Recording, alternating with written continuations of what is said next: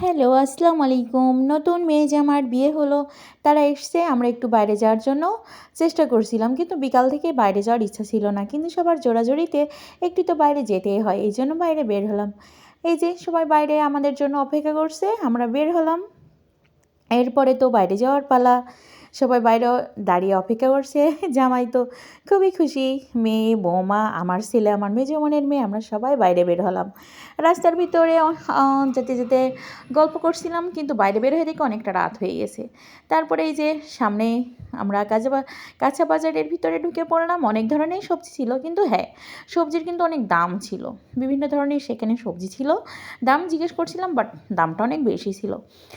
আমাদের এখানে মনে করেন যে শুক্রবার এবং সোমবার এখানে হাট বসে। হাটের দিন এখানে অনেক লোকের সমাগম, লোকজনই গমগম করে। আমার তো অনেক ভালো লাগে এবং ভালো লাগছিল। আমরা যখন ঘরে বন্দি থাকি, বাইরের পরিবেশ কিন্তু আমরা বুঝতে পারি না। আসলে ঘরের ভিতরে কি বাইরের পরিবেশ উপলব্ধি করা যায়?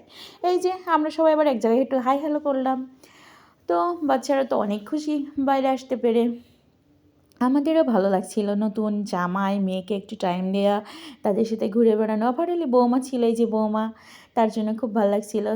যাই হোক, আমরা অনেকখানি সেখানে অবস্থান করছিলাম। আশেপাশে অনেক পরিচিত লোকজন ছিল। একটু লজ্জা লজ্জা করছিল, সত্য বলতে। যেটা খুব বেশি সচরাচর বাইরে যাওয়া তো আর হয় না। টুকটাক যতটুকু যাই, কেনাকাটা করি, যতটুকু মানুষ চেনে জানে, তার ক্ষেত্রে একটু তো লজ্জা করেই, তাই না? তো এখানে আমি আমার হাজব্যান্ডকে বললাম, যাও তো একটু মাছের ওইদিকে, মাছের কী অবস্থা, কী কী মাছ আসছে, ওটা একটু দেখো। এই যে একটা মাছ, এই মাছকে আমাদের এদিকে টাকি মাছ বলে। আপনাদের ওখানে কী মাছ বলে সবাই কমেন্ট করে জানিয়েন। তো হাটের ভিতরে ঘুরে ঘুরে অনেক কিছুই দেখলাম, শাক সবজি, মাছ, আরও অনেক কিছু। এই যে ফ্রুট সেলাররা এখানে ফ্রুটস বিক্রি করছিল। এখানে অনেক ধরনের টুকটাক দোকান আছে, এবং সব দোকানেই প্রায় সব কিছুই পাওয়া যায়। আমাদের এলাকায় বাজারটা বেশ পরিচিত।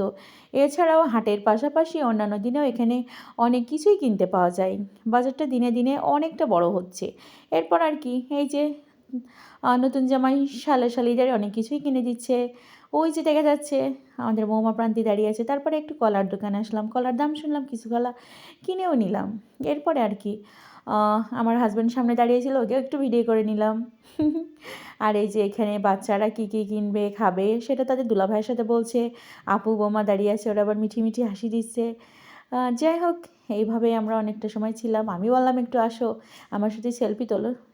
আমার হাজব্যান্ড একটু ক্যামেরার সামনে আসতে চায় না, কী যে করি।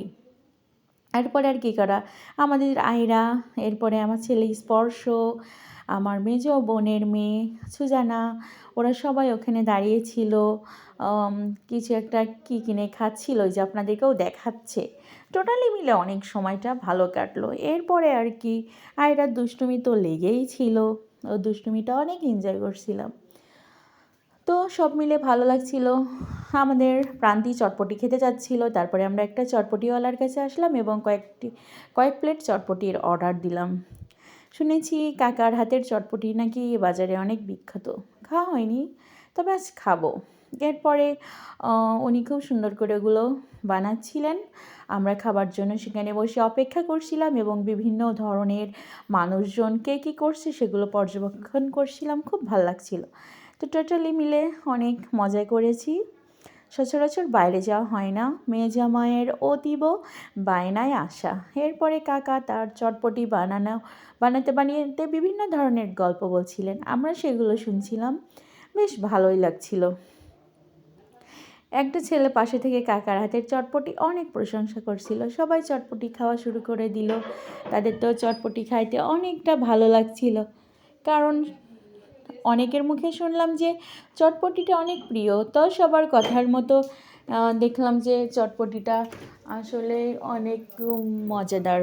তো এটাই আর কি। এরপরে আমরা ঘরে ফিরে আসলাম, আর বেশি দেরি করলাম না। এরপরে দেরি করলে তো অনেকক্ষণ হয়ে যাবে।